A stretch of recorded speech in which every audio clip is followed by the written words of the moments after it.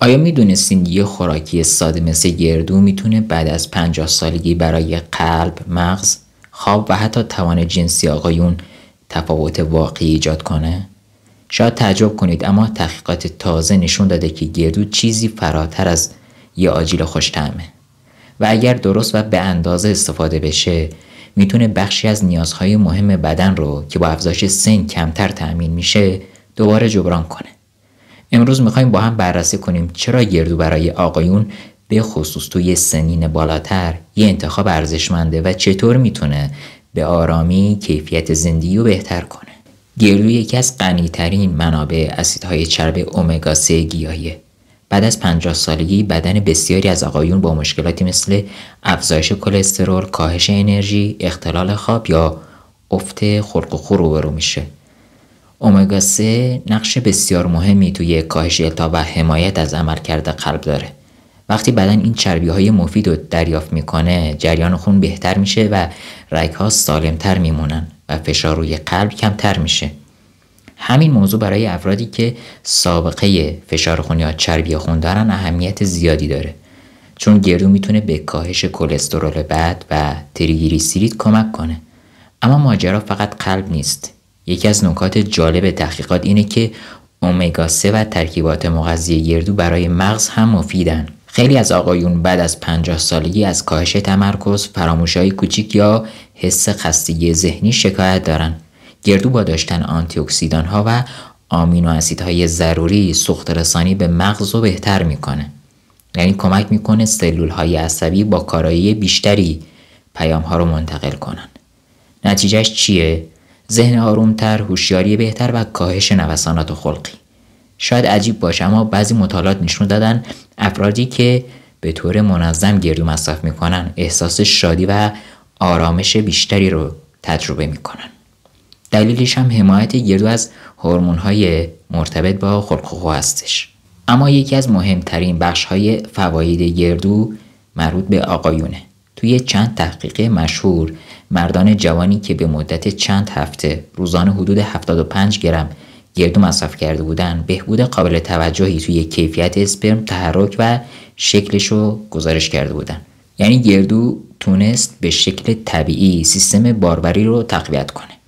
دلیلش وجود امگا 3، آنتی اکسیدان ها و مواد معدنی مثل منیزیم و رویه، موادی که بدن مردا توی سنین بالاتر بهشون بیشتر نیاز پیدا میکنن. اگرچه گردو قرار نیست جایگزین درمانهای پزشکی بشه، اما میتونه نقش یه تقویت کننده طبیعی و بی خطر رو داشته باشه، مخصوصا برای آقایونی که احساس میکنن انرژی جنسیشون مثل گذشته نیست یا دچار خستگی‌های مداوم میشن. از طرفی کمبود امگا 3 میتونه به مشکلاتی مثل خشکی پوست، خلق پایین، ضعف حافظه و خستگی زودرس منجر بشه. گردو با تامین این اسید چرب ضروری کمک میکنه بدن از این چرخه خارج بشه. نکته مهم این که مقدار کمی گردو در روز کافیه، چیزی در حدود 30 تا 45 گرم. یعنی چند عدد گردوی تازه در روز میتونه برای بدن مفید باشه بدون اینکه کالری اضافی و غیر ضروری وارد بدن بشه. قبل از اینکه بریم سراغ ادامه ویدیو، ممنون میشم عدد 10 که نماد چنل ما برای ویدیوهای مختصر سلامت زیر 10 دقیقه است رو کامنت کنید. یکی دیگه از فواید مهم گردو برای سنین بالای 50 سال تأثیری که روی خواب داره. گردو حاوی ملاتونین طبیعیه، هورمونی که چرخه خواب رو توی بدن تنظیم میکنه. خیلی از سالمندان شبا دیر میخوابن، نیمه شب بیدار میشن یا خواب سبکی دارن. وجود ملاتونین و همچنین چربی‌های سالم گردو کمک میکنه سیستم عصبی آرومتر بشه و خواب شب عمق بیشتری پیدا کنه. یعنی بدون دارو، فقط با یک انتخاب غذایی ساده بدن راحت‌تر وارد فاز استراحت میشه. گردو حتی برای سیستم گوارش هم مفیده. افراد بالای 50 سال بیشتر از قبل دچار یبوست یا کندی حرکات روده میشن. فیبر گردو میتونه به بهبود این وضعیت کمک کنه و محیط روده رو سالمتر نگه داره. برخی تحقیقات حتی نشون داده مصرف منظم گردو باعث افزایش باکتری‌های مفید روده میشه. باکتری‌هایی که به هضم، تولید انرژی و تقویت سیستم ایمنی کمک میکنن. یکی از نگرانی‌های متداول آقایون در این سن سلامت استخوان و مفاصله. گردو منبع خوبی از منیزیم، کلسیم و منگنزه، عناصری که برای حفظ تراکم استخوان مهمن و هم توی کاهش التهاب مفاصل نقش دارن. بنابراین مصرفش میتونه به طور طبیعی به استحکام استخوان‌ها کمک کنه و خطر پوکی استخوان رو کم کنه.